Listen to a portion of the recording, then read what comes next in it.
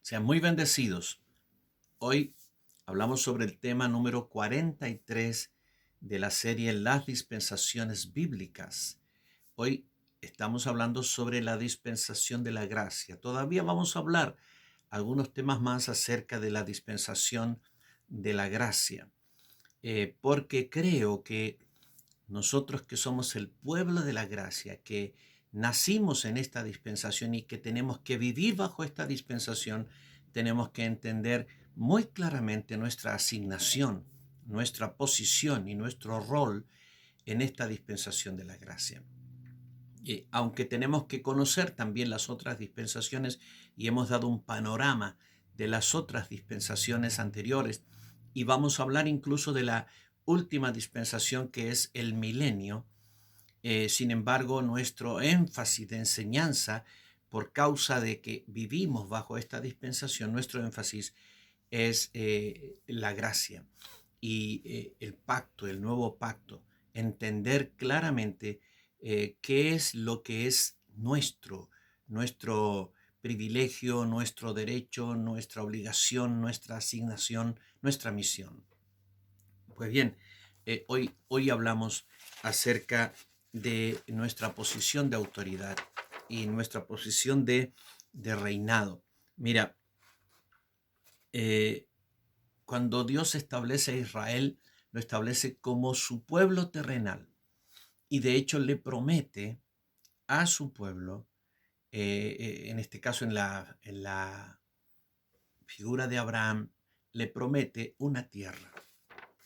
Y entonces en el libro de Génesis capítulo 15 versículos 18 al 21, dice: en aquel día hizo Jehová un pacto con Abraham, diciendo: a tu descendencia daré esta tierra, desde el río de Egipto hasta el río grande, el río Éufrates, la tierra de los eneos, los ceneseos, los admoneos, los eteos, los fereceos, los refaitas, los amorreos, los cananeos, los gergeseos y los jebuseos. La promesa de Dios para Abraham, que era para Israel. Aunque Abraham tuvo otros descendientes, cuando tú estudias la línea de Abraham, otras naciones salieron de Abraham, pero el Señor estaba hablando de Israel, aquí estaba hablando de la promesa dada a Israel. Esta promesa se cumplió casi en el tiempo de Salomón, en Segunda de Crónicas 9:26, y tuvo dominio Salomón sobre todos los reyes, desde el Éufrates hasta la tierra de los filisteos y hasta la frontera de Egipto. Cuando mayor extensión tuvo el reino de Israel fue bajo Salomón. Salomón fundó un tremendo imperio y se cumplió en gran medida la palabra dada aquí por el Señor a través de Abraham o para Abraham. Sin embargo, Israel, esta profecía se va a cumplir completamente en el milenio, cuando Israel tenga el territorio que Dios le prometió. Y territorio significa gobierno, significa reinado. Si te asignan un territorio, te dan autoridad sobre ese territorio y tú reinas o tú gobiernas sobre ese territorio. Ese era el plan de Dios con Israel. Israel, el pueblo terrenal de Dios, recibió una tierra para vivir en ella y para gobernarla. Ahora, la iglesia es el pueblo celestial de Dios y la iglesia no ha recibido ninguna tierra.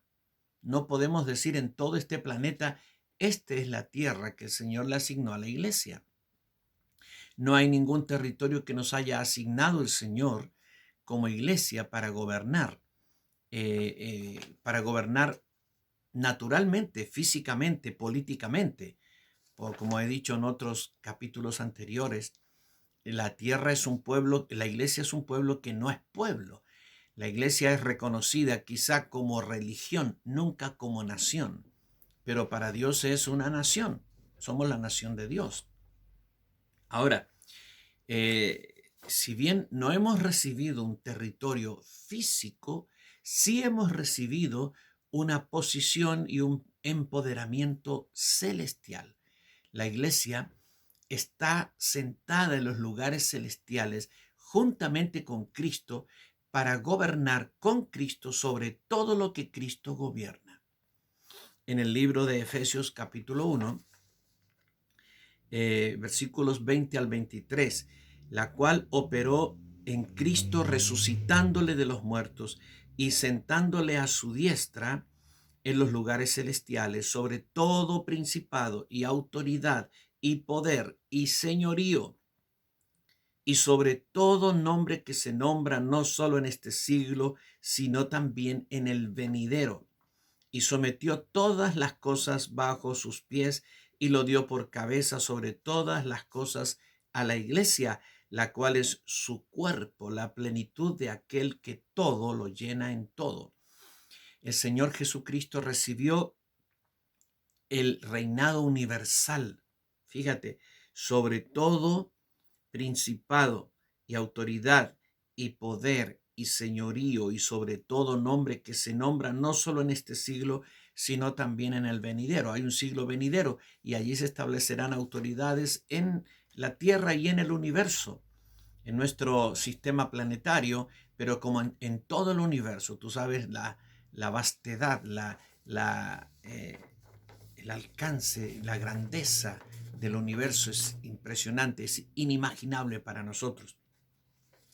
Y Cristo es el Señor de todo el universo, no solo de la Tierra, es muy importante esto, no solo del planeta Tierra, sino de todo el universo, sobre todo señorío y todo nombre que se nombra. Pues bien, ahora Efesios 2:6, y juntamente con Él, con Cristo, nos resucitó y asimismo nos hizo sentar en los lugares celestiales con Cristo Jesús. Así como Cristo fue sentado sobre todas las autoridades y potestades del universo, así la iglesia. La iglesia ha sido sentada juntamente con Cristo sobre todo el universo. Así es que el ámbito de autoridad que la iglesia tiene no está limitado a la tierra, no está limitado a lo que ocurre en este planeta o lo que ocurrirá en este planeta. El ámbito de autoridad de la iglesia es el mismo ámbito de autoridad de Cristo. Cristo es Señor del universo y junto con su esposa, la iglesia, gobernará el universo entero. Así es que la dimensión de autoridad que tú como parte de la iglesia has recibido es increíble, es maravillosa. Tenemos que adorar y bendecir al Señor por esto. También la iglesia gobernará con Cristo por 1000 años en la tierra, en esta tierra. Luego esta tierra será destruida y habrá cielo nuevo y tierra nueva y nosotros continuaremos reinando con el Señor por toda la eternidad en el universo que Dios ha creado. Ahora, hay dos tipos de relaciones con el mundo espiritual. Mira, antes que Cristo viniera, rara vez en la Biblia tú ves alguna manifestación demoníaca. Tú lo ves, por ejemplo, en Saúl, que estaba endemoniado porque un demonio lo había poseído, ¿no es cierto? Y David venía, tocaba el arpa y el hombre era aliviado, el espíritu se iba, ¿no es cierto? Pero evidentemente todo el mundo estaba bajo el maligno y no había ningún poder que se le opusiera y que le hiciera frente. Nadie, aunque los profetas de Dios estaban investidos de grande autoridad, tú no ves a los profetas como hombres que están liberando gente, echando fuera demonios. Quizás lo hacían, pero de manera ocasional. Eh, pero el mundo entero estaba bajo el maligno. Por eso en Lucas 4, cuando Satanás tienta a Jesús, dice, le llevó a un monte muy alto y le mostró en un momento todos los reinos de la tierra y le dijo el diablo, a ti te daré toda esta potestad y la gloria de ellos, porque a mí me ha sido entregada y a quien quiero la doy. Sí, a quien quiero la doy. El diablo tenía una tremenda potestad sobre todos, incluido Israel. Ahora, Dios tenía también un trato con Israel y una bendición para Israel, pero muchas veces también los demonios, el culto a los demonios que ellos hacían, hacía que estuvieran bajo la potestad de Satanás. Primera de Juan 5:19, sabemos que somos de Dios nosotros, la iglesia, y el mundo entero está bajo el maligno, el mundo entero, pero no la iglesia. Efesios 2, 1 y 2. Y Él os dio vida a vosotros cuando estabais muertos en vuestros delitos y pecados, en los cuales anduvisteis en otro tiempo, siguiendo la corriente de este mundo, conforme al príncipe de la potestad del aire, el espíritu que ahora opera en los hijos de desobediencia. Ahora, una vez que Cristo vino, empieza la guerra espiritual. Por todos lados se manifiestan los demonios.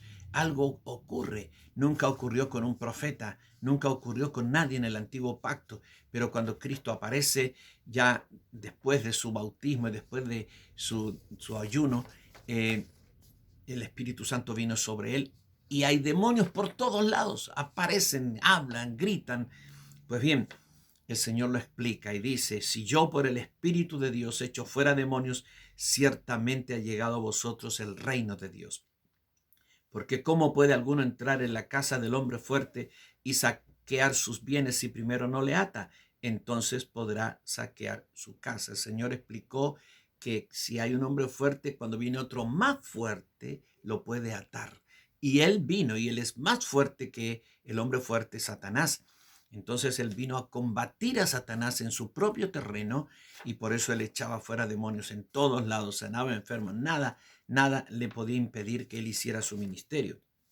Los discípulos, él asigna a sus discípulos para hacer lo mismo. Volvieron los 70 con gozo diciendo, Señor, aún los demonios se nos sujetan en tu nombre. Y les dijo, yo veía a Satanás caer del cielo como un rayo. He aquí os doy potestad de hollar serpientes y escorpiones y sobre toda fuerza del enemigo y nada os dañará. Esto es guerra espiritual. Guerra espiritual. Efesios 6, 10 al 12. Por lo demás, hermanos míos, fortaleceos en el Señor y en el poder de su fuerza. Vestíos de toda la armadura de Dios para que podáis estar firmes contra las acechanzas del diablo, porque no tenemos lucha contra sangre y carne, sino contra principados, contra potestades, contra los gobernadores de las tinieblas de este siglo, contra huestes espirituales de maldad en las regiones celestes. Primera de Juan 2:14, os he escrito a vosotros jóvenes porque sois fuertes y la palabra de Dios permanece en vosotros y habéis vencido al maligno. Mira, tenemos que entender que el Señor Jesucristo nos ha dado toda potestad, pero tenemos que hacer la guerra espiritual, tenemos que combatir al enemigo, tenemos que hacer nuestra tarea y vencer el poder del mal. Es parte de nuestra tarea como iglesia del Señor es enfrentar los demonios, echarlos fuera, destruir los trabajos del diablo, destruir las artimañas, las fortalezas de maldad que el diablo ha puesto en el corazón de los hombres, de las familias, y traer el poder del evangelio de una manera real, de una manera plena en nuestro ministerio, en nuestra tarea evangelística. Ahora, nosotros como iglesia hemos recibido el poder y la posición para hacer esto, para hacer esta tarea. Nosotros hemos recibido la autoridad del Señor para hacer toda esta tarea sobrenatural contra el diablo, contra las tinieblas. Y nada nos puede impedir hacer nuestro ejercicio de autoridad contra el reino del mal. Nosotros fuimos sacados del reino de las tinieblas y trasladados al reino de su amado Hijo. Y ahora en el reino de su amado Hijo hemos sido empoderados por el Espíritu Santo para venir al reino de las tinieblas y sacar la gente y traerla de regreso. Eso no se hace solo con palabras, eso se hace con poder, con poder. El enemigo no es derrotado por las palabras, es derrotado por el poder de Dios. Así es que nosotros llevamos la palabra del Evangelio y el poder del Evangelio. La palabra de la gracia y el poder del Espíritu Santo.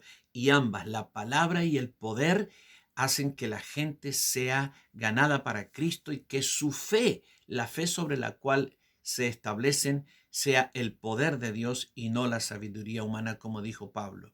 Entonces predica el Evangelio con autoridad, combate a tu enemigo el diablo, arrebata a la gente que el diablo tiene, echa fuera demonios, destruye las obras de las tinieblas y establece el reino de Dios en todo lugar, en las vidas de las gentes, en los hogares, en las familias y donde quiera que el Señor te te llame para servirle, para predicar y para hacer su obra. Que Dios te bendiga.